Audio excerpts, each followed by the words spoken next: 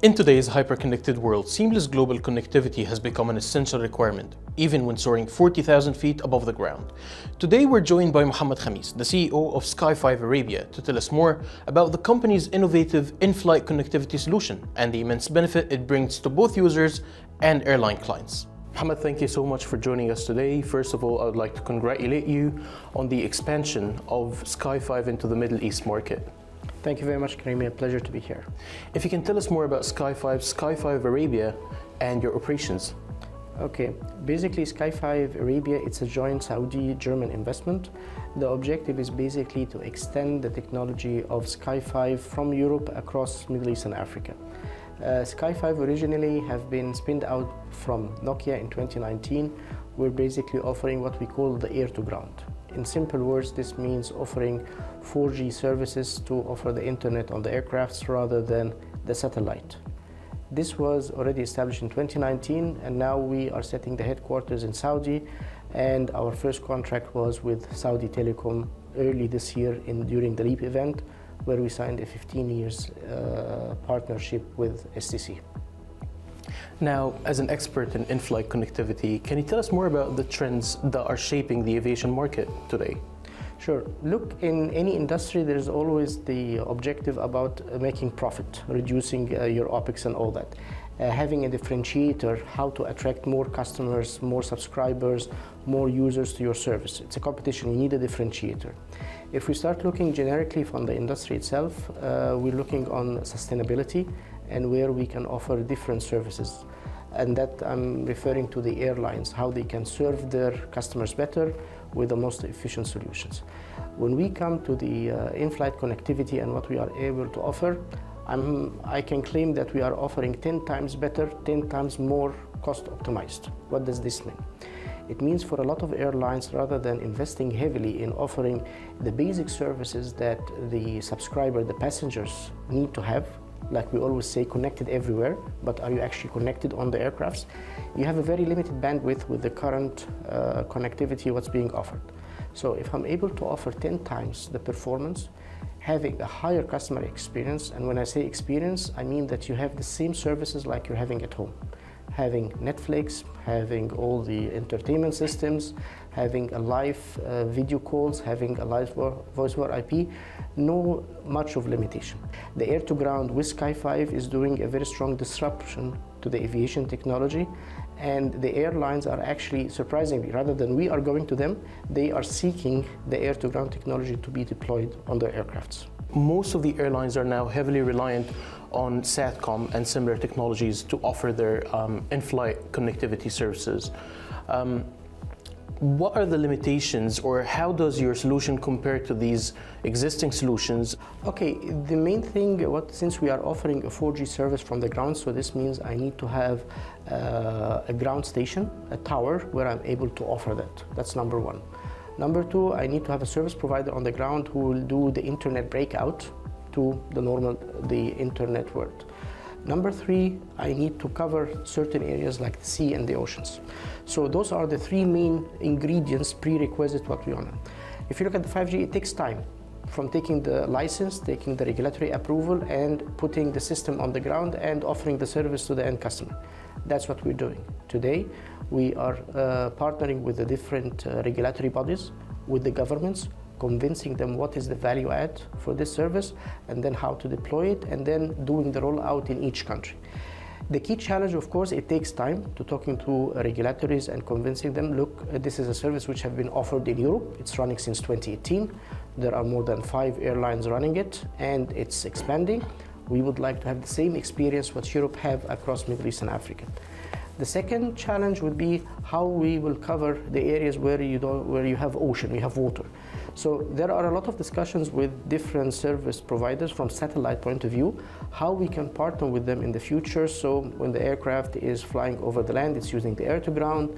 When it comes over the oceans and the sea, it can do a switch over and a toggling, okay? Then the service is being offered into this area. We do have the advantage that one tower or one base station can cover up to 150 kilometers in radius, but still we need to plan for what is the worldwide solution would look like. So now we're starting with the area where we are starting Saudi, the GCC, Middle East, North Africa, and the appetite from different airlines. Of course, you have two kinds of airlines. You have the commercial airlines, which have what we call low-cost carriers, and the normal commercial, which is normal fixed. Then you have the other one, which is quite interesting, which are the private jets. And this is a very interesting segment, because if you look how expensive passengers are willing to pay for a private jet of 8-15 persons, and how much they are willing to pay to have the full service like home on the aircrafts. So in that models, we have two different. We're talking on a B2B2C, going all the way to the end passenger. If I'm talking to the aircraft, I'm talking to the company, all the kinds of services that I can offer them. And you mentioned the hybrid model where passengers and users can use both the SATCOM and also the A2G. Is that going to affect the user's experience in any way? There are two aspects here. The first aspect, the user would be expected to be connected everywhere, every time. So if you're going to have a long haul flight that you're going over the ocean or over the sea and you don't have, so that's one aspect to cover. So you want to give him the connectivity there. The second is the service that he gets. So if he's getting the streaming, watching the movie, caching and all that over, let's say, 4 hours out of the 8 hours, and then he has a different kind of service over the sea, he's still connected, but he's not getting the full-fledged. So those are the two aspects. That's why I mentioned earlier, we are in discussion with different satellite providers. What is the right way? Because they already have the experience, the expectations, but they also have the challenges, what they are not able to offer. And this is where we come to complement one another. So I always say it's not the air-to-ground or the satellite. We will always coexist because we offer points that will complement our solution together. That's when it comes to the user experience. Now, how about the first client, which is the airline? How does the new solution benefit them?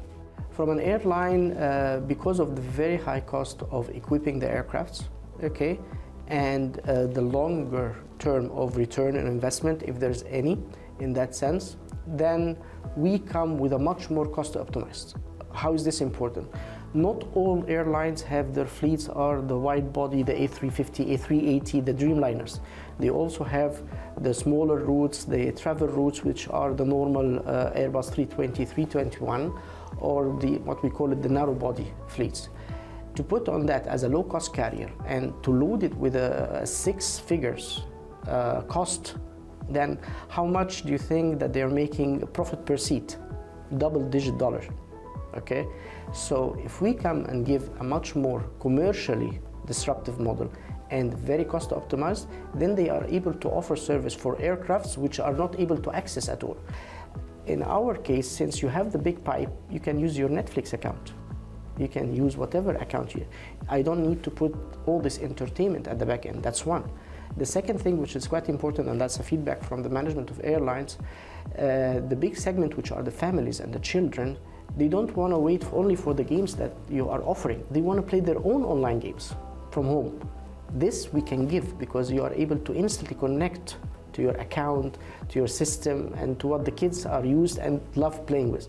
That gives a bit of an edge on that. Mohamed, in your opinion, how can we expedite the deployment of the new technology? The aviation industry is a very strict industry, so not just the regulatory bodies, but even the civil aviation. So number one, to touch any airplane, you really need to have what we call supplementary certification that this air type with this kind of connectivity will be installed in that way. There are a handful of companies who are allowed to do that into every airline and every aviation. So the first thing, we talk with the aviation to tell them this is the solution, this is how it's running in Europe, and this is how we deploy it. The second part, like you rightly said, is the regulatory bodies, because since we're going to be building a service provider network, having the spectrum and building the core network and the infrastructure, this needs a discussion with the governmental bodies, not just even the regulatory that give you the license, but also other agencies to tell them, okay, we will fulfill all the license requirements the same like a normal 4G network on the ground, but we are focusing on the aviation. And in the terminology of telecom, this is called private wireless. So we're going to have a private wireless networks all over Middle East and Africa. And in that sense, we are working with the regulator to see that we are able to fulfill, because this is a mature technology running since the last 15, 20 years. Now, to come to accelerate and to come to the key point of your question, this means a very close planning with the airlines, because the airlines do not want to have any aircraft pulled out of the service because it's revenue generating. So how long does that take? How to make a plan? This is something we're doing with multiple airlines today, discussing when the airlines goes into service, what are the aircrafts that will be ordered so that we can pre-install the equipment. It's called line fit. And from that part, we are able to bring the aircraft ready for service even before touching the ground for the first time.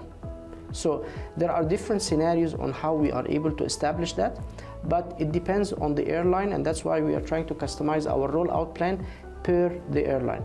The acceleration will come, of course, by accelerating our supply chain, being ready to run multiple airline operations in multiple countries at the same time. So we've been working very hard the last 6 months. As I said before, we signed our first, contract between the Saudi investor and the Germans mid of last year. We signed our first contractual binding contract with STC in February, and we're looking forward to have our first operation in Q1 2024, inshallah. What other markets are you setting sight on? First of all, you need to stand on your feet before you walk. You need to walk before you start running. So the most important thing is to have a solid operations, and the anchor country in the region is simply Saudi, for a very simple reason. You have 2.5 to 3 hours flight. So once we have that up and running, then the airlines from the other countries will be interested in. So Saudi is the starting point. Then we are covering basically all the GCC countries going forward, and then going into Egypt, North Africa. Now, why is this important? Because we follow the aviation traffic. So if you want to do business, you look on your addressable market, where is your highest paid users, which areas. I will not go in countries where there is no aviation, or maybe one flight every week, right? So I will go where there is a demand for airlines. There is a demand coming from Europe and the other countries to come in.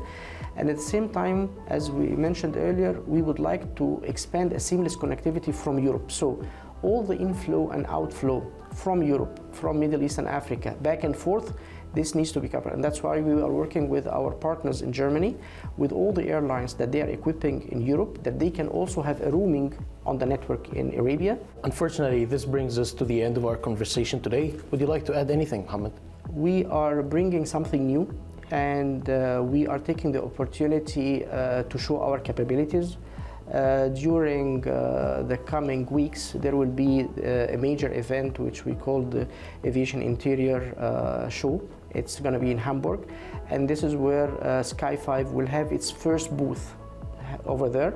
And we are looking forward to welcome a lot of our future and current customers from the aviation as well as the regulatory, to introduce the technology, show them the live network in Europe and the capability and the performance, and then see how we can replicate this high performance in Middle East and Africa as well. Thank you. Thank you so much, Mohamed. It was great having you. Much appreciated. Thank you. Thank you.